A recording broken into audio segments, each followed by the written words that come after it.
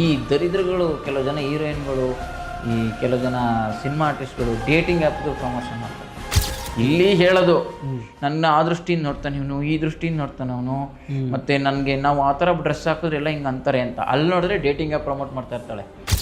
ಬನ್ನಿ ಗಾಯ್ಸ್, ಇಲ್ಲೆಲ್ಲ ನಿಮಗೆ ಅಲೋನ್ ಆಗಿದ್ದೀರಾ, ಒಂಟಿಗೆ ಯಾರು ಬೇಕು ಅನಿಸುತ್ತಾ, ಬನ್ನಿ ನನ್ನ ಕಡೆ ಹಿಂಗಿದೆ ಅಂತ ಪ್ರಮೋಟ್ ಮಾಡ್ತವೆ. ಈ ಹುಡುಗರುಗಳು ಮಾತ್ರ ಅವಳನ್ನು ಕಾಮ ದೃಷ್ಟಿಯಿಂದ ನೋಡಿದ್ರೆ ತಂಗಿ ಅಂತ ಕೂತ್ಕೋಬೇಕು. ಇರೋ ಲೋಫರ್ ಗುರುಗಳು ಕೆಲವು ಜನ ಅವರೇ ಹಂಗೆ ಹೆಣ್ಮಕ್ಳ ಮೇಲೆ ಅತ್ಯಾಚಾರ ಮಾಡಿಕೊಂಡು ಲೈಂಗಿಕ ದೌರ್ಜನ್ಯ ಮಾಡಿಕೊಂಡು ಬೇಲ್ ತಗೊಂಡು ಕೂತ್ಕೊಂಡು ಆಡ್ಕೊಂಡು ಕೂತಿದ್ದಾರೆ. ಸೆಕ್ಸ್ ಮಾಡೋದು ತಪ್ಪಲ್ಲ ಅಂತ ಹೇಳಿ ಎಲ್ಲರೂ ರಾಮ ಅಂತ ಯಾಕೆ ಅನ್ಕೋತೀರಾ? ದಶರಥ, ಅವ್ರ ಅಪ್ಪ ದಶರಥನೂ ಆಗಲಿ ಬಿಡಿ.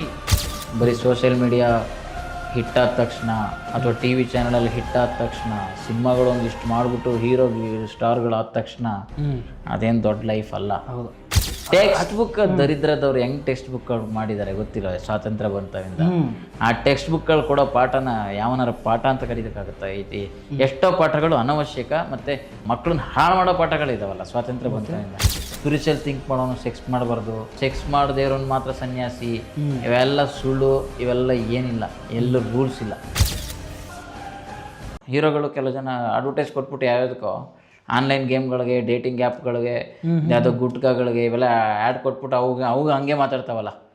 ನಾವೇನು ಮಾಡಲಿ, ಜನ ನೋಡ್ತಿದ್ದಾರೆ, ಆ ಗೌರ್ಮೆಂಟ್ ಬ್ಯಾನ್ ಮಾಡಿಲ್ಲ. ಇಲ್ಲ, ಅದೇನೋ ಸ್ಕಿಲ್ ಗೇಮ್ ಅನ್ನೋ ಹೆಸರು ಮಾಡ್ತಾರಂತ. ಅದೇನೋ ಕಾನೂನು ಗಿಮಿಕ್ ಅಂತ ಗೊತ್ತು ತಾನೆ, ಇರ್ತಾವಲ್ಲ, ಅದನ್ನ ಬಳಸ್ಕೊಂಡು ಹಂಗೆ. ಅದೇ ನಾನು ಹೇಳೋದು, ಇವ್ರುಗಳು ಗೊತ್ತು ತಾನೆ, ಅದರಿಂದ ಜನ ಸೂಸೈಡ್ ಮಾಡ್ಕೊತಾರೆ. ಇದರಲ್ಲೇ ಬಂದಿತ್ತಲ್ಲ ಗುರುಪ್ರಸಾದ್ ಅಂತವ್ರೆ ಆನ್ಲೈನ್ ಗೇಮಿಂದ ಏನೋ ಅಂತ ನ್ಯೂಸ್ ಬಂತಲ್ಲ. ಹೌದು, ರಮ್ಮಿ ಏನೋ ಆಡ್ತಿದ್ರಂತೆ. ಅಂತ ನಿರ್ದೇಶಕರನ್ನೇ ಬಿಟ್ಟಿಲ್ಲ ಅಂದ್ರೆ ಎಷ್ಟು ಹಳ್ಳಿ ಅಮಾಯಕರುಗಳು. ಒಂದು ಗುರುಪ್ರಸಾದ್ ಅವ್ರು ಎಂತ ಮೇಧಾವಿ ಮನುಷ್ಯ ಅವರು. ಬಾಯಿ ತೆಗೆದ್ರೆ ಪುಸ್ತಕಗಳು ಹೆಸರು ಹೇಳೋರು, ಓದೋರು, ಇಷ್ಟೊತ್ತು ಮಾತಾಡಕ್ಕಾಗತ್ತ ಅವ್ರ ಹತ್ರ, ಎಷ್ಟು ಬುದ್ಧಿವಂತರು. ಅಂಥವ್ರನ್ನೇ ಆನ್ಲೈನ್ ಗೇಮ್ ಅನ್ನೋದೇನೋ ಬಲಿ ಪಡ್ಕೊಳ್ತು ಅಂತ ನ್ಯೂಸ್ ಚಾನಲ್ ಬಂತು, ಅದು ನೋಡಿದ್ವಿ. ಅಂಥವ್ರನ್ನೇ ಬಿಡದೇ ಇರೋಂಥ ಈ ಆನ್ಲೈನ್ ಇದನ್ನ ಇವ್ರುಗಳು ಇನ್ನೂ ಪ್ರಮೋಷನ್ ಮಾಡ್ಕೊಂಡು ದುಡ್ಡು ಇಸ್ಕೊಂಡು ಅಡ್ವರ್ಟೈಸ್ ಮಾಡ್ಕೊಂಡು ಹೋಗ್ತಾ ಇದ್ದಾರೆ. ಕೇಳಿದ್ರೆ ಇವ್ರೇನು ಹೇಳ್ತಾರೆ? ಸೇಮು. ಜನ ನೋಡ್ತಾರೆ, ಏನು ನಾವೇನು ಮಾಡೋದು? ಜನ ಆಡ್ತಾರೆ. ಗೌರ್ಮೆಂಟ್ ಹಂಗಿದ್ರೆ ಬ್ಯಾನ್ ಮಾಡಬೇಕಿತ್ತಲ್ಲ. ಅಯೋಗ್ಯ, ನಿನಗೆ ಜವಾಬ್ದಾರಿ ಇಲ್ವೇನಾ? ನೀನು ದುಡ್ಡು ತಗೊಂಡು ಮಾಡೋ ನಿನ್ಗೆ ಜವಾಬ್ದಾರಿ. ಹಂಗೆ ಅನ್ಕೊಂಡು ಎಲ್ಲನೂ ಬ್ಯಾನ್ ಮಾಡ್ಕೊಂಡು ಎಲ್ಲಾನು ಗೌರ್ಮೆಂಟ್ ಮೇಲೆ ಹಾಕ್ಬಿಡೋದು. ಗೌರ್ಮೆಂಟ್ ಮೇಲೆ ಇಲ್ಲ ಇಲ್ಲ ಅಲ್ಲಿ ಸಿವಿಲ್ ಸೆನ್ಸ್ ಒಂದು. ಮತ್ತೆ ನೀನು ಯಾವ ಸ್ಥಾನದಲ್ಲಿ ಇದೆಯಾ? ಅವರು ಭಗವದ್ಗೀತೆ ಹೇಳುತ್ತೆ, ಒಬ್ಬ ಲೀಡರ್ ಆದವನು ಏನು ಮಾಡ್ತಾನೋ ಅದನ್ನು 10,000 ಜನ ಫಾಲೋ ಮಾಡ್ತಾನೆ ಅಂತ. ಅದು ವಾಸ್ತವ. ಭಗವದ್ಗೀತೆಯನ್ನು ಹೇಳ್ಬೇಕಾಗಿಲ್ಲ, ನಮ್ಗೆಲ್ರಿಗೂ ಗೊತ್ತಿರೋದು. ಇದು ಹೇಳ್ತಾರಲ್ಲ, ಯಥಾ ರಾಜ ತಥಾ ಪ್ರಜಾ ಅಂತ ಹೇಳ್ತಾರೆ. ಅದು ರಾಜ ಅನ್ನೋದು ಇಲ್ಲಿ ಸೆಲೆಬ್ರಿಟಿ ಅಷ್ಟೇ. ರಾಜ ಅಂದರೆ ಆ ರಾಜನೇ. ನೀನು ಏನು ದೊಡ್ಡ ಫಿಲಮ್ ಆ್ಯಕ್ಟರ್ ಆದರೆ ನೀನು ಯಾವ್ದಾರು ಒಂದನ್ನು ಮಾಡಿ ಅಂದ ತಕ್ಷಣ ಮಾಡ್ತಾವೋ. ಹೌದು, ನೀನು ಅದಕ್ಕೆ ನಾನೇನು ಮಾಡಲಿ ಅಂತಂದರೆ ನಿನ್ಗೆ ಜವಾಬ್ದಾರಿ ಇರಬೇಕು. ಗುರು, ಗೌರ್ಮೆಂಟ್ ಕೆಲಸ ಇರ್ಬೋದು ಬ್ಯಾನ್ ಮಾಡೋದು, ಅಲ್ಲಿ ಗಂಟೆ ಪ್ರಮೋಟ್ ಮಾಡ್ದೆ ಇರು ಮುಚ್ಕೊಂಡು. ನೀನು ಅದನ್ನು ಹೇಳು, ನೀನು ಅದಕ್ಕೋಸ್ಕರ ಹೊರಡು ಬ್ಯಾನ್ ಮಾಡಿಸೋಂತ ಅಲ್ವಾ? ಯಾವುದಾದ್ರೂ ಅಷ್ಟೇ. ಈಗ ನಾನು ಹಿಂದಿಯವ್ರ ಇಂಟರ್ವ್ಯೂಗಳು ನೋಡ್ಬಿಟ್ಟು ಹೇಳ್ತಾ ಇರೋದು ನಿನಗೆ. ಈ ಬಾಲಿವುಡ್ಡಲ್ಲಿ ಕೆಲವು ಜನ ಹಂಗೆ ಹೇಳಿದ್ರು, ಯಾವುದೋ ಹಿಂದಿನ ಯಾವುದೋ ಭಾಷೆ. ಕೆಲವು ಜನ ಏನಂದ್ರು, ಗೌರ್ಮೆಂಟ್ ಬ್ಯಾನ್ ಮಾಡಲಿ ಆನ್ಲೈನ್ ಗೇಮ್, ಗುಟ್ಕಾ ಅವೆಲ್ಲ ಇದು ಮಾಡೋದು ನಿಲ್ಲಿಸ್ತೀವಿ ಅಂತ.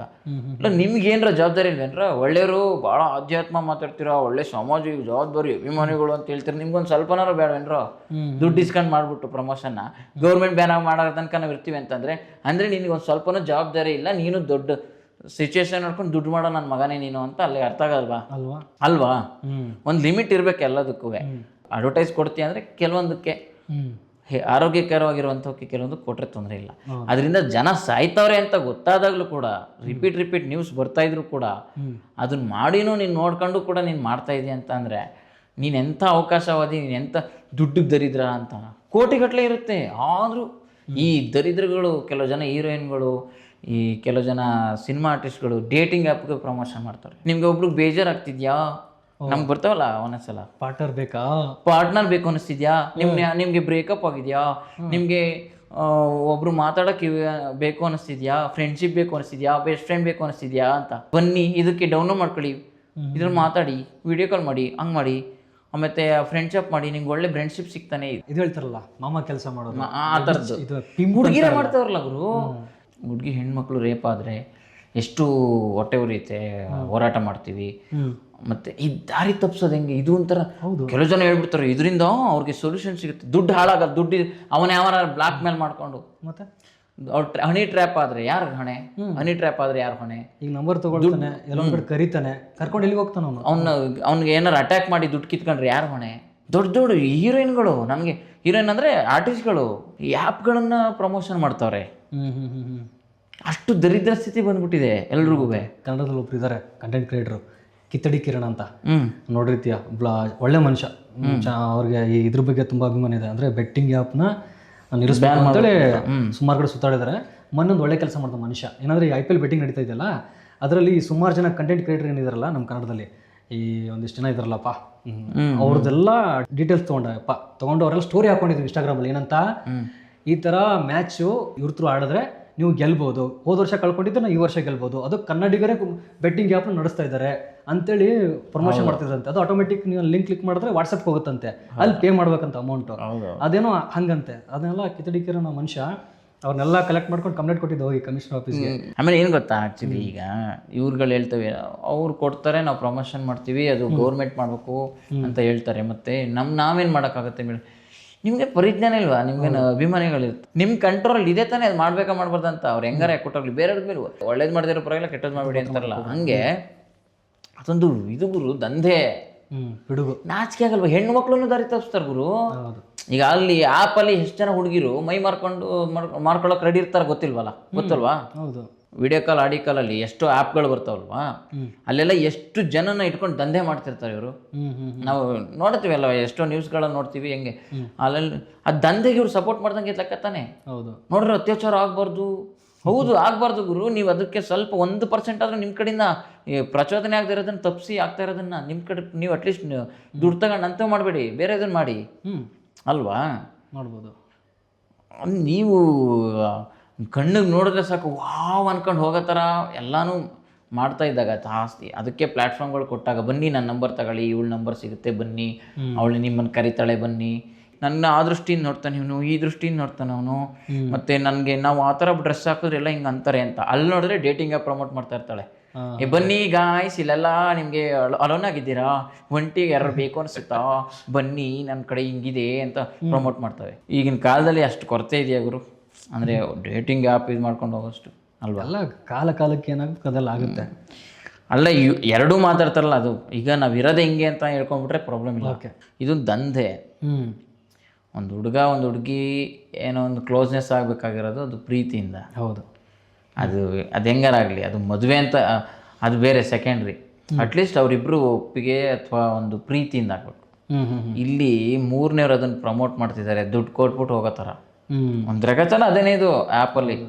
ಸುಮ್ಮನೆ ಮೇಲ್ನೋಟಕ್ಕೆ ನಿಮಗೆ ಸ್ನೇಹ ಅಂತ ಹೇಳ್ತಾರೆ ಅಷ್ಟೇ, ಅದೆಲ್ಲ ಮುಂದೆ ಅದಕ್ಕೆ ಬಿದ್ದಿರ್ತವೆ. ಸರಿ, ನಾವು ಗೊತ್ತಾಗತ್ತೆ ನಮಗೆ. ನಾನು ನೋಡಿದ್ದೀನಿ ಕಣ್ಣಾರೆ, ಎಷ್ಟು ರಿವ್ಯೂಸ್ಗಳು ಬರ್ತವೆ ಅದರಿಂದ, ಅದನ್ನೆಲ್ಲ ಕೇಳಿದ್ದೀವಿ. ನಾನು ಹೇಳೋದೇನು ಗೊತ್ತಾ, ಯಾವುದೇ ಗಂಡಾದರೂ ಒಂದು ಯಾವುದೇ ಹೆಣ್ಣನ್ನು ಅತ್ಯಾಚಾರ ಮಾಡಬಾರ್ದು, ಬಲವಂತ ಮಾಡಬಾರ್ದು, ಅದರಲ್ಲಿ ಮುಲಾಜೆ ಇಲ್ಲ. ಅವನಿಗೆ ಇಮ್ಮಿಡಿಯೇಟ್ ಶೂಟ್ ಮಾಡಿ ಬಿಸಾಕ್ಬೇಕು ಅನ್ನೋ ಥರ ಕಾನೂನು ಬರಬೇಕು. ನೇಣಿಗೆ ಹಾಕ್ಲಿ. ಇತ್ತೀಚೆಗೆ ಹುಬ್ಬಳ್ಳಿ ಪ್ರಕರಣ ಆಯಿತು, ಬಾಲಕಿ ಪಾಪ ಆ ಮಗುನ ಆ ದೃಷ್ಟಿಯಲ್ಲಿ ನೋಡಿ ಅವನು ಇದು ಮಾಡ್ದ. ಆ ಮಗು ಏನು ಮಾಡಿತ್ತು ಪಾಪ, ಚಿಕ್ಕ ಮಗು. ಅತ್ಯಾಚಾರ ಆಗೋ ಹೆಣ್ಮಕ್ಳೆಲ್ಲ ಏನು ಬರೀ ಕೆಟ್ಟದಾಗೆ ಬಟ್ಟೆ ಹಾಕತ್ತಾರೆ, ಅವರೇ ಆ ಥರ ಮಾಡಿರ್ತಾರೆ ಅಂತಿಲ್ಲ. ಕೆಲವು ಜನ ಹೇಳ್ತಾರಲ್ಲ, ಅತ್ಯಾಚಾರ ಆಗೋದಕ್ಕೆ ಈ ಥರ ಕಾರಣ ಆ ಥರ ಕಾರಣ ಅಂತ, ಅದೆಲ್ಲ ವಿಮರ್ಶೆ ಮಾಡೋಕ್ಕೆ ಹೋಗ್ಬಾರ್ದು. ಸರಿ, ಬೇಡ, ಯಾರ ಮೇಲೂ ಕೂಡ ಅತ್ಯಾಚಾರ ಆಗ್ಬಾರ್ದು. ಅದು ಅತ್ಯಾಚಾರನೂ ಆಗ್ಬಾರ್ದು, ಅನ್ಯಾಯಗಳ ಲೈಂಗಿಕ ದೌರ್ಜನ್ಯ ಆಗ್ಬಾರ್ದು. ಅದು ಯಾವ ಸಣ್ಣ ಕಾಮನ್ ಸೆನ್ಸ್ ಇರೋನಿಗೂ ಕೂಡ ಅದು ಗೊತ್ತಿರೋದು. ಅದನ್ನೇನು ಬಾಯ್ಬಿಟ್ಟು ನಾನು ಹೇಳಬೇಕಾಗಿಲ್ಲ. ನಾನು ಅದ್ರ ವಿಭಿನ್ನವಾಗಿ ಬೇರೆ ವಿಷಯಗಳು ಹೇಳ್ತೀನಿ. ನಮ್ಮ ದೇಶದಲ್ಲಿ ಏನು ಎಡವಟ್ಟಾಗಿದೆ ಅಂದರೆ, ಅವಳು ಅರೆ ಬೆತ್ತಲೆನಲ್ಲಿ ಬರಲಿ, ಆದರೆ ನೀನು ಪ್ರಾಮಾಣಿಕವಾಗಿರು, ನೀನು ಮಾತ್ರ ಏನು ನೋಡ್ಬೇಡ ಅಂತ. ಏನು ಋಷಿಮುನಿಗಳ ಕಾಲನ ಇದು ಅಲ್ವಾ? ಇದೇನು ಋಷಿಮುನಿಗಳ ಕಾಲನ? ಅಂಥ ಋಷಿಮುನಿಗಳಿಗೇನೆ ರಂಬೆ ಊರ್ವಶಿ ಬಂದು ಡಿಸ್ಟರ್ಬ್ ಮಾಡ್ಕೊಂಡು ಅವರೇ ತಗೊಂಡು ಹೋಗ್ತಿದ್ರು ಅವ್ರನ್ನ, ಅಂಥ ಕಥೆಗಳಿದ್ದಾವೆ ಅಲ್ವಾ? ಇಲ್ಲಿ ನೀವು ವ್ಯವಸ್ಥೆಗಳನ್ನು ರೋಡಲ್ಲಿ ಯಾರು ಬೇಕಾದ್ರೂ ಹೆಂಗೆ ಬೇಕಾದ್ರೂ ಬಟ್ಟೆ ಹಾಕೋಬೋದಂತೆ, ಸೋಷಿಯಲ್ ಮೀಡಿಯಾದಲ್ಲಿ ಎಂಥ ಬೇಕಾದ್ರೂ ಪ್ರಮೋಷನ್ ಮಾಡ್ಬೋದಂತೆ, ಹೆಂಗೆ ಬೇಕಾದ್ರೂ ಓಡಾಡ್ಬೋದಂತೆ.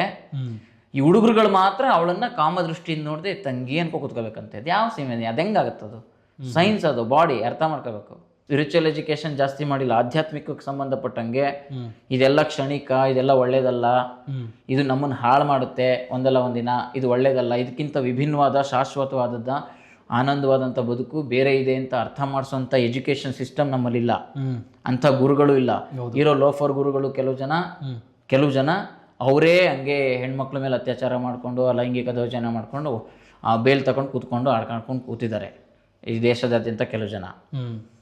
ಒಳ್ಳೆ ಗುರುಗಳಿಲ್ಲ, ಒಳ್ಳೆ ವ್ಯವಸ್ಥೆ ಇಲ್ಲ, ಒಳ್ಳೆ ಪೊಲಿಟಿಕಲ್ ಲೀಡರ್ ಇಲ್ಲ, ಒಳ್ಳೆ ಗೌರ್ಮೆಂಟ್ ಇಲ್ಲ, ಕಣ್ಣಿಗೆ ಬೇಕಾಗಿರೋದು ಒಳ್ಳೇದು ಸಿಗ್ತಾ ಇಲ್ಲ, ಎಲ್ಲ ಕೆಟ್ಟದ್ದೇ ಸಿಗ್ತಿದೆ. ಆದರೆ ಹುಡುಗರುಗಳು ಮಾತ್ರ ಇವಳನ್ನ ಕಾಮದೃಷ್ಟಿಯಲ್ಲಿ ನೋಡದೆ ಇವಳನ್ನ ಒಂಥರ ಅಮ್ಮ ತಂಗಿ, ಅದು ಹೆಂಗಾಗುತ್ತದು? ಸೈನ್ಸ್ ಅದು, ಎಷ್ಟೇ ಆದರೂ ಸೈನ್ಸು, ಲಾಜಿಕ್ ಇರುತ್ತೆ ಅದರಲ್ಲಿ. ನಾನು ಹೇಳೋದು ಬಿಡಿ, ಸೆಕ್ಸ್ ಮಾಡೋದು ತಪ್ಪಲ್ಲ ಅಂತ ಹೇಳಿ. ಫಸ್ಟ್ ಆಫ್ ಆಲ್ ಸೆಕ್ಸ್ ಮಾಡೋದು ತಪ್ಪಲ್ಲ ಅಂತ ಅರ್ಥ ಮಾಡಿಸಿ, ಬಲವಂತವಾಗಿ ಸೆಕ್ಸ್ ಮಾಡಬೇಡ ಅಂತ ಅಷ್ಟೇ ಹೇಳಬೇಕು, ಅದನ್ನು ಹೈಲೈಟ್ ಮಾಡಿಸಿ.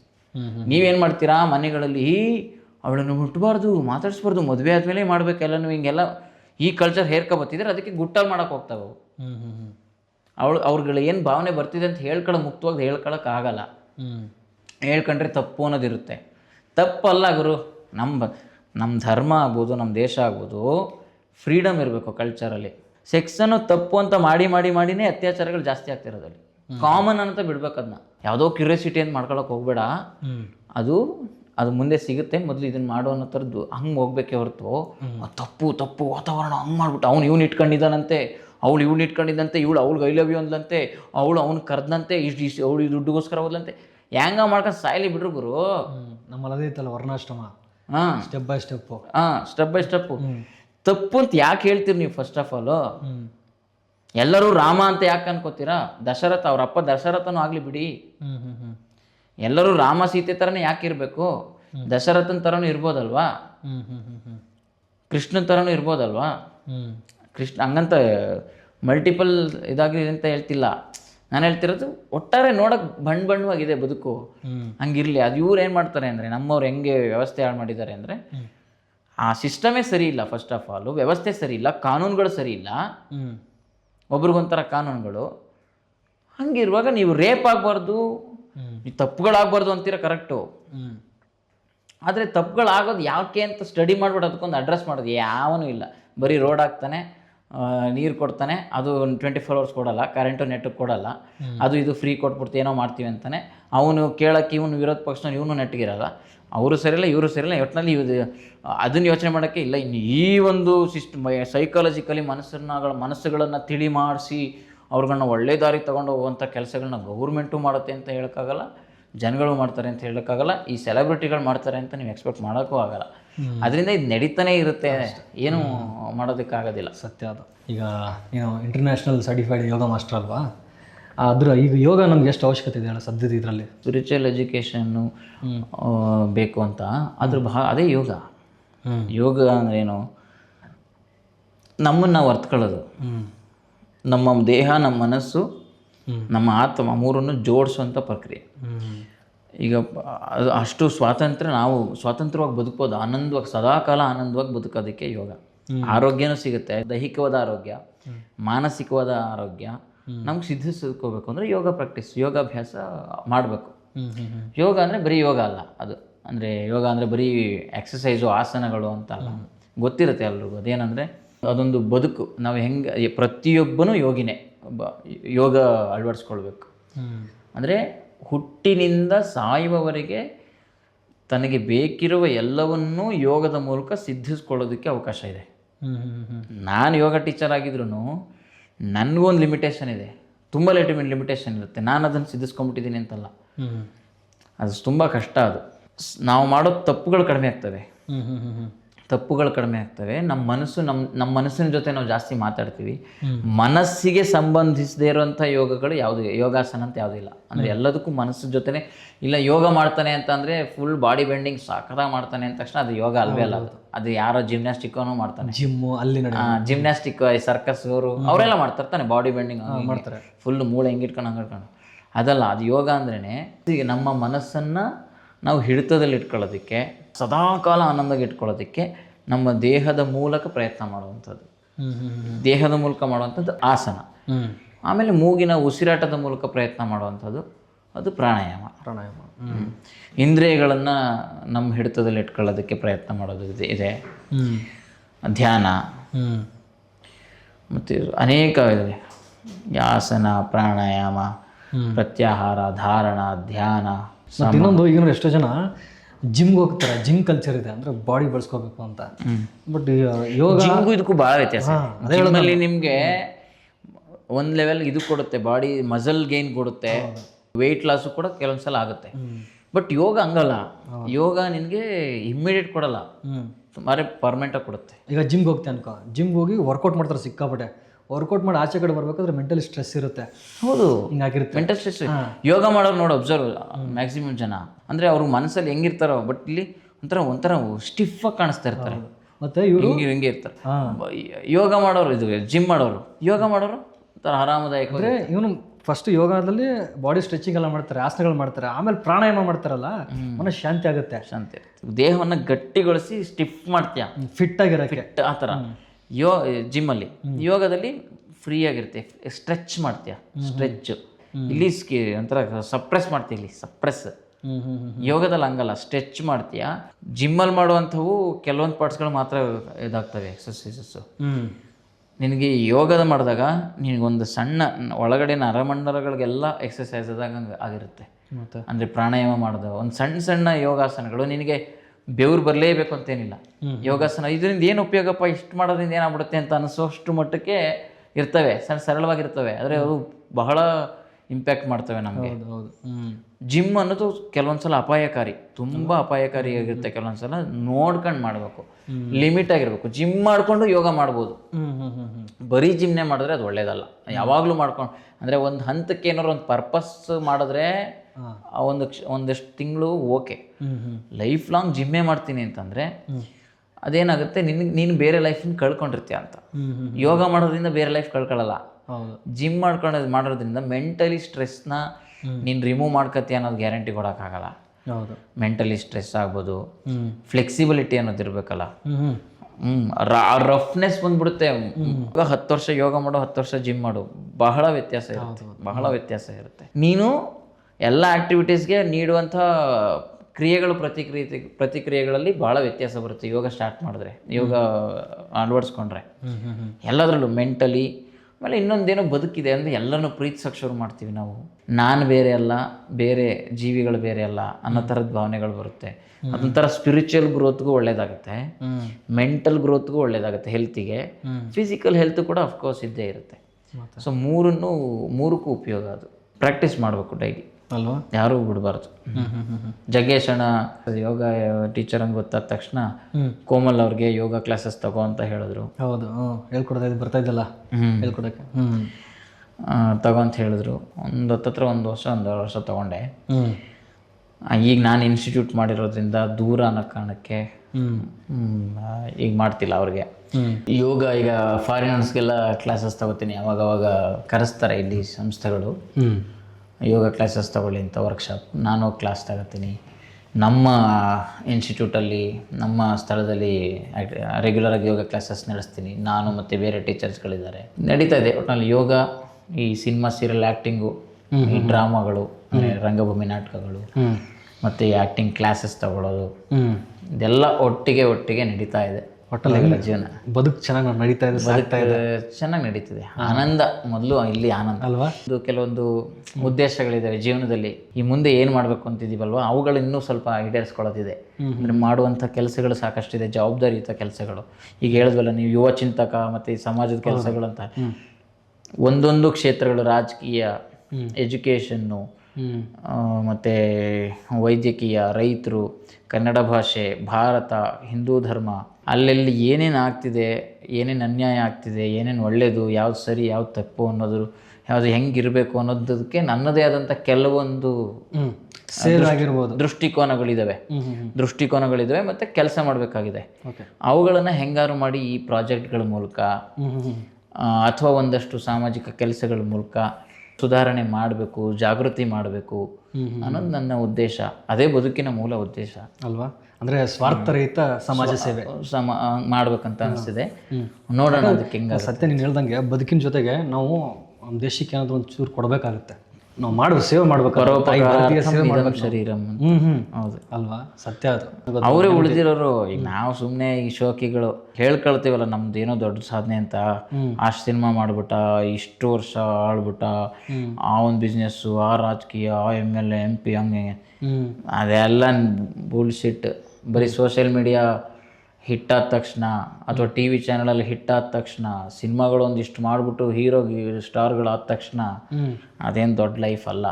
ಅದು ಅದಕ್ಕೆ ಮೀರಿದ ದೊಡ್ಡ ರಿಯಲ್ ಲೈಫು ಶಿವಕುಮಾರ ಸ್ವಾಮೀಜಿ ಅವ್ರದ್ದು, ಸಿದ್ದೇಶ್ವರ ಸ್ವಾಮೀಜಿ ಅವ್ರದ್ದು, ಸ್ವಾಮಿ ವಿವೇಕಾನಂದರದು, ರಮಣ ಮಹರ್ಷಿದು, ಮತ್ತು ನಮ್ಮ ರಾಮಕೃಷ್ಣ ಪರಮಹಂಸರದು, ಶಾರದಾ ಮಾತೆ, ನಿವೇದಿತಾ, ಭಗತ್ ಸಿಂಗು, ಸುಭಾಷ್ ಚಂದ್ರ ಬೋಸು ಅಲ್ವಾ, ಅವ್ರಗಳ ಥರದ ಬದುಕಿದೆಯಲ್ಲ, ಅದು ನಿಜವಾದ ಬದುಕು. ಸುಮ್ಮನೆ ನಾವು ಒಂದು ಸಿನಿಮಾ ಯೂಸ್ ಮಾಡ್ಕೊಂಡು ಇದಾಗ್ತಿದ್ದೀವಿ, ಹಂಗೆ ಮಾಡಬಾರ್ದು. ಸೊ ಅಂಥ ಬದುಕನ್ನು ಬದುಕೋದಕ್ಕೆ ನಾವೆಷ್ಟು ಪ್ರಯತ್ನ ಪಟ್ವಿ ಅನ್ನೋದಕ್ಕೆ ನಾವು ಕೈ ಹಾಕ್ಬೇಕಷ್ಟೆ. ಅದನ್ನು ನಾವು ಅವಲೋಕನ ಮಾಡ್ಕೋಬೇಕು. ಅಂದರೆ ಭಾರತ ನೋಡಿದಾಗ ನೀನು ಹೇಳ್ದಲ್ಲ, ವ್ಯಕ್ತಿಗಳು ಇವು ನಿಜವಾದ ವ್ಯಕ್ತಿತ್ವಗಳು, ನಮ್ಮ ದೇಶಕ್ಕೆ ಬೇಕಾಗಿರೋದು, ನಾವು ಕಲಿಬೇಕಾಗಿರೋದು. ಬಟ್ ನಾವು ಸದ್ಯಕ್ಕೆ ಏನು ಮಾಡ್ತಿದ್ದೀವಿ ಅಂದರೆ ಸೋಷಿಯಲ್ ಮೀಡಿಯಾನ ಗುಂಗಲ್ಲಿ ಅವನು ಯಾರು ಹಣ ಅಂದ ಇಳ್ಯಾರದ್ದ ಇದು ಮಾಡಿದ್ಲು ಇಂಥವ್ರನ್ನೆಲ್ಲ ಕೇಳ್ತಾ ಇದ್ದೀವಿ. ನೀನು ಅದೇ ಯಾರೋ ಒಬ್ರಿಗೆ ಹೋಗಿ ಕೇಳಿದ್ರೆ ರಮಣ ಮಹರ್ಷಿ ಗೊತ್ತಾ ಅಂತ ಕೇಳಿದ್ರೆ ಗೊತ್ತೇ ಇಲ್ಲ, ಸೋದರಿ ನಿವೇದಿತಾ ಗೊತ್ತಿಲ್ಲ, ರಾಮಕೃಷ್ಣ ಪರಮಹಂಸ ಎಷ್ಟು ಜನಕ್ಕೆ ಗೊತ್ತಿಲ್ಲ. ಬಟ್ ಒಂದು ಈ 90s ಸ್ವಲ್ಪ ಗೊತ್ತಿರುತ್ತೆ, ಈಗಿನವ್ರಿಗೆ ಗೊತ್ತಿಲ್ಲ ಅಂತಲ್ಲ, ಬೇಕಿಲ್ಲ ಪಾಪ. ಅವ್ರು ಏನೂ ಮಾಡೋಕೆ ಅವ್ರ ತಂದೆ ತಾಯಿ ಹೆಂಗೆ ಬೆಳೆಸಿರ್ತಾರೆ, ಸ್ಕೂಲ್ ಮೇಸ್ಟ್ರುಗಳು ಹೆಂಗೆ ಬೆಳೆಸಿರ್ತಾರೆ, ಅದನ್ನು ವಾತಾವರಣ ಹಂಗಿದೆ, ಒಬ್ಬರನ್ನ ಬ್ಲೇಮ್ ಮಾಡೋಕ್ಕಾಗಲ್ಲ. ಬಟ್ ಹೆಂಗಿದ್ದಾರೆ ಅಂದರೆ, ಒಂದು ರಾಜಕೀಯದ ಒಂದು ವಿಷಯ ಹೇಳ್ಬಿಟ್ರೆ ಬೋರು. ಈ 3rd ಕ್ಲಾಸ್ ರಾಜಕಾರಣಿಗಳು ಹಂಗೆ ಮಾಡಿಟ್ಟಿದ್ದಾರೆ ವ್ಯವಸ್ಥೆನ. ನನ್ನ ಮಕ್ಳನ್ನ ನೋಡಿದ್ರೆ ಯಾರಿಗೆ ತಾನೇ ಬೋರ್ ಆಗಲ್ಲ? ಅಂದರೆ ಆ ವಿಷಯನೇ ತಲೆ ಕೆಡ್ಸ್ಕೊಬಾರ್ದು. ಅವ್ನು ಎಷ್ಟಾರ ಅನ್ಯಾಯ ಅಕ್ರಮ ಮಾಡಿರಲಿ, ಅದು ಯಾವ ಗುರು ರಾಜಕೀಯದವ್ರದ್ದು ಇದ್ದುದೇ ಹಂಗೆ ಮಾಡಿಟ್ಟಿದ್ದಾರೆ, ಅದ್ರ ಬಗ್ಗೆ ತಲೆ ಕೆಡ್ಸ್ಕೊಳ್ಳಲ್ಲ. ಧರ್ಮದ ವಿಚಾರ ಮಾತಾಡಿದ್ರೆ ಧರ್ಮದ ವಿಚಾರ ಬೇಡ ಗುರು ಅಂತಾರೆ. ಹೌದು, ದೇಶದ ವಿಚಾರ ಮಾಡ್ರೆ ಗುರು ಬೋರಿಂಗ್ ಗುರು ಅಂತಾರೆ. ಎಲ್ಲ ಈ ಈ ಜನ್ರೇಷನ್ ಸ್ವಾಮೀಜಿಗಳ ಬಗ್ಗೆ ಅಧ್ಯಾತ್ಮ ಮಾತಾಡಿದ್ರಂತೂ ಅದು ಕೇಳಲೇಬೇಡ, ಅದು ಬೋರು. ಇವ್ರಿಗೆ ಏನಿದ್ರು 3 ಹೊತ್ತು ಅವನು ಇವನು ಫ್ಲರ್ಟ್ ಮಾಡೋದು ಮಾತಾಡು, ಅವ್ನು ಇವನ್ಗೆ ಎತ್ತಾಕೊಂಡು ಹೋದ, ಅವಾಜಾಕು ಮಾತಾಡು, ಅವ್ನು ಆ ಸಿನಿಮಾ ಹಿಟ್ಟಾಯಿತು, ಇದು ಮಾಡು, ಈ ಅವನು ವೈರಲ್ ಆಗ್ಬಿಟ್ಟ, ಇದು ವೈರಲ್ ಆಗ್ಬಿಟ್ಟು ಹಿಂಗೆ ಬಂದಿದೆಯಂತೆ, ಈ ಥರದ್ದೇ ತಲೆ ಕೆಡ್ಸ್ಕೊಳ್ತಾ ಹೊರತು ಸತ್ಯ ಇನ್ನೊಂದು ವ್ಯಾಲಿಡ್ ಇನ್ಫಾರ್ಮೇಶನ್ ಬೆಲೆ ಕೊಡೋದು. ಹೌದು, ನೀನು ಅಧ್ಯಾತ್ಮ ಅಂತ ಮಾತಾಡ್ಬಿಟ್ರೆ ಸನ್ಯಾಸಿ. ಹೌದು, ಹಂಗೆ ಮಾಡ್ಬಿಟ್ಟಿದ್ದಾರೆ. ನೀನು ಯಾರೋ ಒಂದಿಷ್ಟು ಹೋರಾಟಗಾರರ ಬಗ್ಗೆ, ಕ್ರಾಂತಿಕಾರಿಗಳ ಬಗ್ಗೆ ಮಾತಾಡಿದ್ರೆ ಇನ್ನೊಂದು ಪಂಥ, ಇವನ್ ಬಗ್ಗೆ ಮಾತ್ರ ಇನ್ನೊಂದು ಪಂಥ ಮಾಡಿಟ್ಟಿದ್ದಾರೆ. ಎಷ್ಟೋ ನಾವು ಟೆಕ್ಸ್ಟ್ ಬುಕ್ಕಲ್ಲಿ ಓದದೇ ಇರೋದನ್ನ ನಾವು ಆಮೇಲೆ ಕಲ್ತಿದ್ದೀವಿ. ಎಷ್ಟೋ ಹೋರಾಟಗಾರರ ಬಗ್ಗೆ ನಾವು ಟೆಕ್ಸ್ಟ್ ಬುಕ್ಕಲ್ಲಿ ಓದೇ ಇಲ್ಲ. ಟೆಕ್ಸ್ಟ್ ಬುಕ್ ದರಿದ್ರದವ್ರು ಹೆಂಗ್ ಟೆಕ್ಸ್ಟ್ ಬುಕ್ ಮಾಡಿದ್ದಾರೆ ಗೊತ್ತಿಲ್ಲ. ಸ್ವಾತಂತ್ರ್ಯ ಬಂತವಿಂದ ಆ ಟೆಕ್ಸ್ಟ್ ಬುಕ್ಗಳು ಕೊಡೋ ಪಾಠನ ಯಾವನಾರ ಪಾಠ ಅಂತ ಕರೀದಕ್ಕಾಗತ್ತಾ? ಐತಿ ಎಷ್ಟೋ ಪಾಠಗಳು ಅನವಶ್ಯಕ, ಮತ್ತೆ ಅದು ಮಕ್ಕಳನ್ನ ಹಾಳು ಮಾಡೋ ಪಾಠಗಳಿದಾವಲ್ಲ ಸ್ವಾತಂತ್ರ್ಯ ಬಂತವಿಂದ. ಯಾರೋ ಬಂದು ದಾಳಿ ಮಾಡೋದ್ರ ಬಗ್ಗೆ 100 ಪೇಜು, ನಮ್ಮದೇ ಶಿವಾಜಿ ಬಗ್ಗೆ 2 ಪೇಜು. ಶಿವಾಜಿ ವರ್ಸಸ್ ಕನ್ನಡ ಮಾಡಕ್ ಬಿಡ್ತಾರೆ, ಇದರದೆಲ್ಲ ಇದಾವೆ. ಅಂದ್ರೆ ಅದು ಮನುಷ್ಯನಿಗೆ ಏನ್ ಗೊತ್ತಾ, ಒಂದು ಹೃದಯ ವೈಶಾಲ್ಯತೆ ಇರಬೇಕು, ಭ್ರಾತೃತ್ವ ಇರಬೇಕು. ಅಂದ್ರೆ ಭಾರತವನ್ನ ನಾವು ವಿಶಾಲವಾಗಿ ನೋಡ್ಬೇಕು ಅದನ್ನ. ಫಸ್ಟ್ ಆಫ್ ಆಲ್ ಸನ್ಯಾಸ ಅಂತ ಅಂದ್ರೆ ಅದು ತುಂಬಾ ದೊಡ್ಡ ಟಾಪಿಕ್, ಎಷ್ಟೋ ಹೇಳ್ಬಿಟ್ಟಿದ್ದಾರೆ. ಅಧ್ಯಾತ್ಮ ಮಾತಾಡಕ್ಕೆ ಒಂದು ಏಜೇ ಬೇಕು ಅಂತಾರೆ, ಭಗವದ್ಗೀತೆ ಓದೋಕ್ಕೆ ಆ ಏಜೇ ಬೇಕು. ಯಾವ ಲೋಫರ್ ಮಗ ಹೇಳ್ದ ನನಗಂತೂ ಗೊತ್ತಿಲ್ಲ. ಸತ್ಯ. ಕಾಶಿಗೆ ಹೋಗಿ ಕಾಶಿಗೆ ಕೇಳ್ತಾರೆ, ಗುರು ನೀನು ಕಾಶಿಗೆ ಹೋಗೋ ವಯಸ್ಸಲ್ಲ ಅಂತಾರೆ. ಅಂದರೆ ನೀನೇನು 60 ವಯಸ್ಸು ಆದಮೇಲೆ ಸಾಯೋ ಟೈಮಲ್ಲಿ ಕಾಶಿಗೆ ಹೋಗ್ಬೇಕಾ? ಇಟ್ಸ್ ರಾಂಗ್ ಅದು. ಹೌದು, ನೀನು ಹೆಂಗಿರೋಗಿ ಹೋಗ್ಬೇಕು ಕಾಶಿಗೆ, ಅಲ್ಲಿ ಮಣಿಕರ್ಣಿಕಾ ಘಾಟ್ ನೋಡ್ಬೇಕು, ಹೆಣಗಳು ಸುಡ್ತಾ ಇದ್ದಾರೆ, ನಶ್ವರ ಬದುಕು, ನೀನೇನೋ ಕಲ್ಕೊಂಬರ್ತೀಯ, ಅಲ್ಲಿ ಕಾಶಿ ನಿನ್ಗೆ ಕಲಿಸುತ್ತೆ, ಬರ್ತೀಯಾ, ಬದುಕನ್ನು ನೀನು ಅರ್ಥ ಮಾಡ್ಕೊಳ್ತೀಯ. ನೋಡಪ್ಪ, ಬದುಕಂದ್ರೆ ಕೊನೆಗೆ ನಾವು ಮಸ್ನ ಸೇರ್ತೀವಿ, ಚೆನ್ನಾಗಿ ಬದುಕು, 4 ಜನಕ್ಕೆ ಹೆಲ್ಪ್ ಮಾಡು, ಸೇವೆ ಮಾಡೋ ಅನ್ನೋ ಥರ. ಬಟ್ ನಮ್ಮಲ್ಲಿ ಕಲ್ಪನೆ ಹೇಗಿದೆ ಅಂದರೆ ಸಾಮಾಜಿಕವಾಗಿ ನಾರ್ಮಲ್ ಆಗಿ ಕಾಶಿ ಅಂದರೆ ನೀನು ಸಾಯಿ ಟೈಮ್ ಎಲ್ಲ ಅನುಭವಿಸಿಲ್ಲಿ, ಸಾಯಿ ಟೈಮ್ ಕಾಶಿಗೆ ಸಾಯಿ ಮುಕ್ತಿ ಸಿಗುತ್ತೆ ನಿನಗೆ. ನಮ್ಮ ಧರ್ಮದಲ್ಲೇ ಇದೊಂದು ಮೂಢನಂಬಿಕೆಗಳಿವೆ. ಸ್ಪಿರಿಚುವಲ್ ಥಿಂಕ್ ಮಾಡೋನು ಸೆಕ್ಸ್ ಮಾಡಬಾರ್ದು, ಸೆಕ್ಸ್ ಮಾಡದೇವ್ರನ್ನ ಮಾತ್ರ ಸನ್ಯಾಸಿ, ಇವೆಲ್ಲ ಸುಳ್ಳು. ಇವೆಲ್ಲ ಏನಿಲ್ಲ, ಎಲ್ಲೂ ರೂಲ್ಸ್ ಇಲ್ಲ, ಯಾವ ಕಟ್ಟುಪಾಡುಗಳಿಲ್ಲ. First basic ಇರಬೇಕಾಗಿರೋದೇನು? ಸ್ವಾತಂತ್ರ್ಯ. ಹಿಂದೂ ಧರ್ಮ ಅಂದರೆ ಆತ್ಮ ಸ್ವಾತಂತ್ರ್ಯ. ನಾವು ನಮ್ಮ ಆತ್ಮ ನಾವು ಸ್ವಾತಂತ್ರ್ಯವಾಗಿರಬೇಕು. ಇನ್ನೊಂದು ಆತ್ಮಕ್ಕೆ, ಇನ್ನೊಂದು ಮನಸ್ಸಿಗೆ ತೊಂದರೆ ಕೊಡಬಾರ್ದು, ಅಷ್ಟು ಬೇಸಿಕ್ಕು. ಆ ಒಂದು ಬೇಸ್ ಮೇಲೆ ಕಟ್ಕೊಂಡು ಬಂದಿರೋ ಕಲ್ಚರ್ ಇದು ಅಲ್ವಾ. ಅದರಲ್ಲಿ ಗುರುಗಳ ಸಮಾನರಾಗಿರುವಂಥವ್ರು ಈಗೆಲ್ಲವನ್ನು ಮೀರಿರೋ, ನಾವು ಯೋಚನೆ ಮಾಡೋಕ್ಕಿಂತ ಲಿಮಿಟೆಡ್ ಆಗಿ ಯೋಚನೆ ಮಾಡ್ತೀವಿ. ಸಂಸಾರ, ನಮ್ಮ ತಾಯಿ, ನಮ್ಮ ಅಕ್ಕ, ನಮ್ಮ ಇದು ಅಂತ. ಅದನ್ನು ಇನ್ನೂ ಬಿಯಾಂಡ್ ಆಗಿ ಯೋಚನೆ ಮಾಡುವಂಥವ್ರು ಅದಕ್ಕಿಂತ ಒಂದು ಏನೋ ಒಂದು ಶಕ್ತಿ ಇದೆ, ಇಲ್ಲೊಂದು ಪರಮಾತ್ಮನಿದ್ದಾನೆ, ಇದು ಬದುಕು ಅಂತ ತುಂಬ ಹೆಚ್ಚಿಗೆ ತಿಳ್ಕೊಂಡಿರ್ತಾರೆ, ಶಾಸ್ತ್ರ ಓದಿರ್ತಾರೆ. ಅಂಥವ್ರನ್ನ ಗುರುಗಳು ಸನ್ಯಾಸಿ ಅಂತ ಕರ್ಕೊಂಡೇನು ಅದಕ್ಕೆ ಆದಂಥ ಪರಂಪರೆಗಳು ಮಠಗಳು ಅದೇನೋ ಇರ್ತವೆ. ಸರಿ, ಅಷ್ಟಿದ್ದೇ ಓಕೆ. ಅದರ ಅರ್ಥ ಅದನ್ನು ಅವರೇ ಮಾಡ್ಬೇಕಂತ ಏನಿಲ್ಲ. ಆ ಥರ ಯೋಚನೆಗಳನ್ನು ಮಾಡಿದ ತಕ್ಷಣ ಅವ್ನು ಸನ್ಯಾಸಿ ಆಗಬೇಕು ಅಂತ ಏನಿಲ್ಲ. ಲೋಫರ್ ಸನ್ಯಾಸಿಗಳು ಕೆಲವು ಜನ ಇರ್ತಾರೆ ನೋಡಿ, ಅವ್ರು ಸನ್ಯಾಸಿ ಅಂತ ಫಸ್ಟ್ ಆಫ್ ಆಲ್ ಹೊರಗಡೆ ಸನ್ಯಾಸಿ. ನಮ್ಮ ಜಾತಿಯವನಿಗೆ ಟಿಕೆಟು ಕೊಡಬೇಕು, ಇವನೇ ಮುಂದೆ ಬರಬೇಕು ಅಂತ ಹೋರಾಡ್ಕೊಂಡು, ಮತ್ತು ಹೆಣ್ಮಕ್ಳ ಜೊತೆ ಲೈಂಗಿಕ ದೌರ್ಜನ್ಯ ಮಾಡ್ಕೊಂಡು ಕಾವಿ ಹಾಕೊಂಡು ಕೂತ್ಕೊಂಡು ಎಷ್ಟು ನ್ಯೂಸ್ಗಳನ್ನು ನೋಡಿದ್ದೀವಿ ನಾವು ಅಲ್ವಾ. ಅರ್ಥನೇ ಇಲ್ಲ, ಲಾಜಿಕ್ಕೂ ಇಲ್ಲ. ಇದು ಇವನೇ ಪರ್ಫೆಕ್ಟ್ ಸನ್ಯಾಸಿ ಅಂತ, ಇವನೇ ಪರ್ಫೆಕ್ಟ್ ಗುರು ಅಂತ ಇಲ್ಲಿ ತೋರಿಸೋದಕ್ಕೆ ತುಂಬ ಬೆರಳೆಣಿಕೆಗಳು ಇರ್ಬೋದು ಅಷ್ಟೇ, ಬೆರಳೆಣಿಕೆ ಅಷ್ಟೇ. ನೀವು 100 ಜನದಲ್ಲಿ ಕಡಿಮೆ ಜನ ಸಿಗ್ಬೋದು ಅಷ್ಟೇ. ಅದೆಷ್ಟು ಸಂಸಾರಿಗಳು ದೊಡ್ಡ ದೊಡ್ಡ ಸನ್ಯಾಸಿಗಳಿಗಿಂತ ಬೆಟರು, ಸಂಸಾರಿಗಳು ಬೆಟರು. ಇನ್ನೂ ಒಂದು ಹೆಜ್ಜೆ ಮುಂದೆ ಹೋಗಿ ಹೇಳ್ತೀನಲ್ಲ, ಲಿವಿಂಗ್ ರಿಲೇಷನ್ಶಿಪ್ಪಲ್ಲಿ ಇರೋನ್ಗಿಂತನೂ ಸನ್ಯಾಸಿಗಳು ಬೆಟ್ರಲ್ಲ. ಇವತ್ತು ಈ ಹೆಣ್ಣು ನಾಳೆ ಈ ಹೆಣ್ಣು ಅಂತ ಇರ್ತಾನಲ್ಲ, ಅವನಿಗಿಂತನೂ ಹತ್ತತ್ಲೆ ಆಗಿರ್ತಾರೆ. ಯಾಕೆಂದ್ರೆ ಅವ್ನು ಹೇಳ್ಬಿಟ್ಟು ಮಾಡ್ತಾನೆ, ಅಥವಾ ಹುಡುಗಿನ ಒಪ್ಪಿಗೆ ತಗೊಂಡು ಪರಸ್ಪರ ಅಲ್ಲಿದ್ದಲ್ಲಿ ಮರ್ತ್ಬಿಟ್ಟು ಮಾಡ್ತಾನೆ. ಅಂಥವ್ರಿಗಿಂತನೂ ನಾಲಾಯಕ ಕೆಲವು ಜನ ಸನ್ಯಾಸಿಗಳಿದ್ದಾರೆ ಇಲ್ಲಿ ನಮ್ಮ ದೇಶದಲ್ಲಿ, ನೋಡ್ತಾ ಇರ್ತೀವಲ್ಲ ಅಲ್ವಾ. ಸ್ಪಿರಿಚುವಲ್ ಹೆಸರು ಹೇಳ್ಕೊಂಡು ಹಾಳು ಮಾಡೋರ್ಗಿಂತ ನಾನು ಸ್ವತಂತ್ರ, ನಾನು ಯಾವ್ದ್ರಲ್ಲಿ ನಂಬಿಕೆ ಇಟ್ಕೊಂಡು ಮಾಡಿದ್ರು ಅವನೇ ಬೆಟರ್. ಇನ್ನೊಂದು, ನಾವು ಇಷ್ಟೊತ್ತರೆಗೂ ಈ ಸೋಷಿಯಲ್ ಮೀಡಿಯಾದು ಸ್ವಲ್ಪ ನೆಗೆಟಿವ್ ನೋಡಿದ್ವಲ್ಲ, ಪಾಸಿಟಿವ್ ವೈಬ್ಸ್ ಇದೆ. ಯಾಕಂದರೆ ನಾನು ಸ್ವಲ್ಪ ಸುತ್ತರಿತೀನಲ್ಲ, ಹೆಂಗಾಗಿದೆ ಅಂದರೆ ಈಗ ನೋಡು, ಕೇದಾರ್ನಾಥಕ್ಕೆ ಸುಮಾರು ಜನ ಹೋಗ್ತಾರಿಲ್ಲ ಮುಂಚೆ. ಯಾವಾಗದು ಸೋಷಿಯಲ್ ಮೀಡಿಯಾದಲ್ಲಿ ಬೂಮ್ ಆಯಿತು, ಸುಮಾರು ಜನ ಹೋಗ್ತಾರೆ. ಅಮರನಾಥ್ ಯಾತ್ರೆ ಆಗಿರ್ಬೋದು, ಕೇದಾರ್ನಾಥ್ ಆಗಿರ್ಬೋದು, ಕಾಶಿಗೆ ಹೋಗ್ತಾ ಇದ್ದಾರೆ, ಕುಂಭಮೇಳದಲ್ಲಿ ಎಷ್ಟು ಜನ ಸೇರಿದ್ರು. ಹೀಗೆ ಜನ ಈಗ ಬರ್ತಾ ಇದ್ದಾರೆ. ಅಂದರೆ ಮತ್ತು ಅದು ಅಲ್ಲದೆ ಹಿಸ್ಟ್ರಿ, ನಮ್ಮ ದೇಶದೇನು ಹಿಸ್ಟ್ರಿ ಇತ್ತಲ್ಲ, ರಿಯಲ್ ಹಿಸ್ಟ್ರಿ ಒಂದಿಷ್ಟು ಇತ್ತಲ್ಲ, ಟೆಕ್ಸ್ಟ್ ಬುಕ್ಕಲ್ಲೂ ಓದೋಕ್ಕೆ ಚಾನ್ಸ್ ಇಲ್ಲ, ನಮಗೆ ಇರಲಿಲ್ಲ. ಹುಡ್ಕೊಂಡು ಹೋಗ್ಬೇಕಾಗಿತ್ತು ಪುಸ್ತಕಗಳು, ಎಷ್ಟೋ ಬ್ಯಾನ್ ಆಗಿತ್ತು. ಬಟ್ ಇವಾಗ ಹಿಂಗಾಗ್ತಿದೆ ಅಂದರೆ ಯೂಟ್ಯೂಬಲ್ಲಿ ನಿನಗೆ ಸುಮಾರು ಸಿಗ್ತಾ ಇದೆ, ಎಷ್ಟು ನಾಲೆಜ್ ಸಿಗ್ತಾ ಇದೆ, ಪಾಸಿಟಿವ್ ಇದೆ. ಅದನ್ನು ತಗೊಳ್ಬೇಕು. ಬಟ್ ಒಂದು ಜನ ಹೆಂಗಿದ್ದಾರೆ ಅಂದರೆ, ಕೇದಾರ್ನಾಥ್ ಹೋಗ್ತಾರೆ, ಹೋಗಲಿ, ಬಟ್ ಅಲ್ಲಿದು ಇತಿಹಾಸ ತಿಳ್ಕೊಳ್ಳಲ್ಲ. ಅದು ಯಾರು ಕಟ್ಸಿದ್ರು ದೇವಸ್ಥಾನ, ಶಂಕರಾಚಾರ್ಯದ ಸಮಾಧಿ ಅಲ್ಲೇ ಇರೋದು, ಅದನ್ನೇನು ನೋಡಲ್ಲ. ಓದೆ 4 ಫೋಟೋ ತಗೊಂಡೆ ಹಾಕ್ದೆ, ಹಂಗಾಗಿದೆ. ಬಟ್ ಹಂಗಾದ್ರೂ ಬರ್ತಾರಲ್ಲ ಪುಣ್ಯಕ್ಷೇತ್ರಕ್ಕೆ, ಬರಲಿ ಅಂತ ಅಷ್ಟೇ. ಸೊ ಎಲ್ಲದರಲ್ಲೂ ಒಳ್ಳೇದಿದೆ, ಯಾವುದ್ರಲ್ಲೂ ಕೆಟ್ಟದ್ದಿಲ್ಲ. ಆಯ್ಕೆ ಮಾಡ್ಕೋಬೇಕು, ನಾವು ಆಯ್ಕೆ ಮಾಡ್ಕೋಬೇಕು. ಕೆಟ್ಟದನ್ನ ಹೈಲೈಟ್ ಮಾಡಿ ಹೇಳಬೇಕು, ಇದನ್ನ ಮಾಡಬೇಕು, ಇದನ್ನ ಮಾಡಬಾರ್ದು ಅಂತ. ಅದರಿಂದ ಇಲ್ಲಿ ವಿಷಯ, ವಸ್ತು, ವ್ಯಕ್ತಿತ್ವ, ಸಿದ್ಧಾಂತಗಳಲ್ಲಿ ಒಳ್ಳೇದಿರುತ್ತೆ. ಒಳ್ಳೇದಿರೋದಕ್ಕೆ ಅದು ಹುಟ್ಕೊಂಡಿರುತ್ತೆ. ಹೌದು. ಯಾವುದೇ ಒಂದು ಸಂಘಟನೆ ಅಥವಾ ಯಾವುದೇ ಒಂದು ಇದ್ರೂ ಒಳ್ಳೆ ರೀಸನ್ಗೆ ಹುಟ್ಟಿರುತ್ತೆ, ಒಂದು ಯಾವುದೇ ಒಂದು ವ್ಯಕ್ತಿ ಆಲೋಚನೆಗಳಾದ್ರೂ. ಆದರೆ ಆ ಒಳ್ಳೇದು ಅಂತ ಮಾಡೋದಕ್ಕೋಸ್ಕರ ಇನ್ನೊಂದು ದೊಡ್ಡದು ಮಾಡಿಬಿಡುತ್ತೆ, ತಪ್ಪಾಗ್ಬಿಡುತ್ತೆ. ಹಂಗೆ ಸೋಷಿಯಲ್ ಮೀಡಿಯಾ ಆದರೂ ಅಷ್ಟೇ, ಈ ಟೆರರಿಸಮ್ ಆದರೂ ಅಷ್ಟೇ. ಈ ಭಯೋತ್ಪಾದಕರು ಯಾಕೆ ಭಯೋತ್ಪಾದನೆ ಮಾಡ್ತಾರೆ ಅಂತ ಅಂದರೆ, ರೀಸನ್ ಮಾತ್ರ ಅವ್ರ ದೃಷ್ಟಿನಲ್ಲಿ ಸೂಪರ್ ಅನಿಸುತ್ತೆ, ಅದಕ್ಕೆ ತಾನೇ ಮಾಡೋದವರು. ಅವರು ಇಲ್ಲಿ ನಮ್ಮ ದೇಶಕ್ಕೆ ಬಂದು ಬಾಂಬ್ ಹಾಕ್ತಾರೆ ಅಥವಾ ಇನ್ನೊಂದು ಯಾವುದೋ ಒಂದು ದೇಶಕ್ಕೆ ಅಟ್ಯಾಕ್ ಮಾಡ್ತಾರೆ ಅಂತ ಈ ಟೆರರಿಸ್ಟ್ ಅನಿಸಿದ್ರೆ ನಮಗದು ಅನ್ಯಾಯ ಅನಿಸುತ್ತೆ. ಅದು ಮಾಡಬಾರ್ದು, ಖಂಡಿತ ತಪ್ಪು, ಹಿಂಸೆ ಮಾಡಬಾರ್ದು ಅಂತ. ಆದರೆ ಅವ್ರಿಗೆ ಅರಿವಿರಲ್ಲ. ಅವ್ರಿಗೇನು ಅನಿಸುತ್ತೆ ಅಂದರೆ, ನಮ್ಮ ದೇವ್ರಿಗೆ ಇವರು ಕನ್ವರ್ಟ್ ಆಗಲಿಲ್ಲ, ನಮ್ಮ ಈ ದೇಶದಲ್ಲಿರೋರೆಲ್ಲ ನಮ್ಮ ಧರ್ಮದವರೇ ಆಗಬೇಕು, ನಮ್ಮ ಮತದವರೇ ಆಗಬೇಕು, ಇವ್ರನ್ನ ನಾನು ನಾಶ ಮಾಡಿದ್ರೆ ಸ್ವರ್ಗಕ್ಕೆ ಹೋಗ್ತೀನಿ, ನನ್ನ ಅಲ್ಲಿ ಅಪ್ಸರಿಯರು ಕಾಯ್ದುಕೊಂಡು ಕಲ್ತ್ಕೊ, ಆ ಥರದ ಭಾವನೆಗಳು ಇಟ್ಬಿಟ್ಟಿರ್ತಾರೆ. ಅವು ಒಳ್ಳೆ ಭಾವನೆನೇ, ಅಂದರೆ ದೇವ್ರ ಬಗ್ಗೆ ಭಕ್ತಿನೇ. ಅದು ಈ ಸಾಯಿಸಿದ್ರೆ ಹೋಗ್ತೀನಿ ಅನ್ನೋದು ಕೆಟ್ಟ ಭಾವನೆ, ಅದು ಅಲ್ಲ. ಅಂದರೆ ಇವರೆಲ್ಲ ಅಂದರೆ ನಮ್ಮ ದೇವ್ರನ್ನ ಇಷ್ಟಪಡಲಿ ಅನ್ನೋದಿರುತ್ತೆ, ಅದಕ್ಕೋಸ್ಕರ ಇವ್ರನ್ನ ಸಾಯಿಸಿದ್ರೆ ಅನ್ನೋದು ಬಂದ್ಬಿಡುತ್ತಲ್ಲ, ಅಲ್ಲಿ ಅವೆರಡು ಮರ್ಜಾಗಿ ನನ್ನ ಮಗಂದು ಭಯೋತ್ಪಾದನೆ. ಇದು ಹೇಳ್ಬೇಕಾದ್ರೆ ನನಗೊಂದು ನೆನಪಾಯ್ತು. ಈ ತೇಜಸ್ವರು ಒಂದು ಕಡೆ ಹೇಳ್ತಾರೆ ಏನಂದರೆ, ಇನ್ನೊಬ್ಬರನ್ನ ಕೊಂದು ಉಳಿಸ್ಕೊಳ್ಳೋದು ಯಾವ ಧರ್ಮ ಇದೆ ಅಂತೇಳಿ. ಅಂದರೆ ಇನ್ನೊಬ್ರನ್ನ ಕೊಂದ್ಬಿಟ್ಟು ನೀನು ಧರ್ಮ ಉಳಿಸ್ಕೊಳ್ತೀಯ ಅನ್ನೋ ಥರ.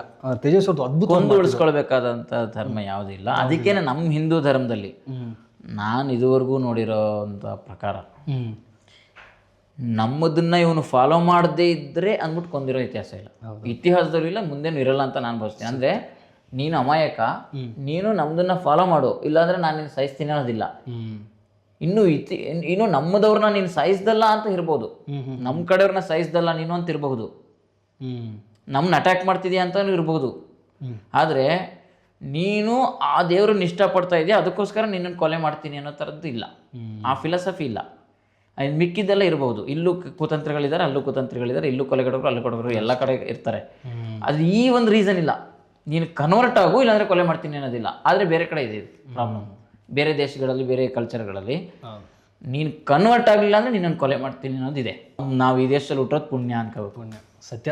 ಬಟ್ ಎಷ್ಟೊತ್ತವರೆಗೂ ಇನ್ನು ಮಾತಾಡ್ತಾ ಹೋದ್ರೆ 4 ದಿವಸ ಮಾತಾಡೋಷ್ಟು ವಿಷಯ ಇರ್ತವೆ. ಮಾತಾಡ್ತಾನೆ ಹೋಗ್ಬೋದು.